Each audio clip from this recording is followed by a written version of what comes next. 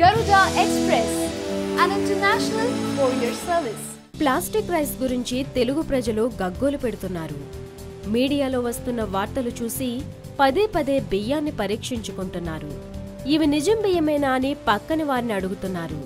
హోటల్కు వెళ్లిన వారు బిర్యానీని అనుమానంతో ఆరగించాల్సిన దుస్థితి. అన్నాన్ని బంతిలా చేసి నేలకేసు కొట్టేవాళ్లు ఎక్కువయ్యారు.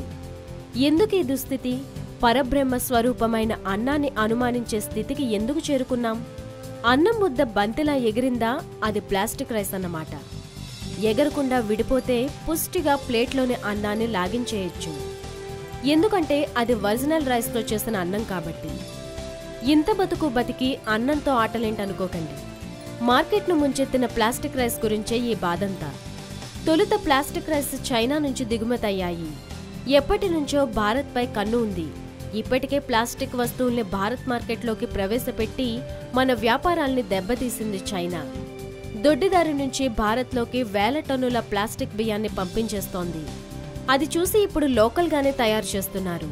ఇప్పుడు గనుక ప్రభుత్వాలు జాగ్రత్త పడకపోతే భారత్ మార్కెట్ పూర్తిగా కల్తీ అయిపోతుంది. తినే ఆహారం కూడా ఇలా అయిపోతే ఎలా అంటున్నారు ప్రజలు. అన్నం పరబ్రహ్మ స్వరూపం. అంతటి పవిత్రమైన అన్నం ప్లాస్టిక్ మయం అయితే ఎలా? నోటికాడ కూడు లాగేస్తారా అంటున్నారు సామాన్యులు. ఈ ప్లాస్టిక్ బియ్యం అమ్ముతున్న వారిపై తక్షణ చర్యలు తీసుకోవాలని, కఠిన శిక్షలు అమలు చేయాలని కోరుతున్నారు.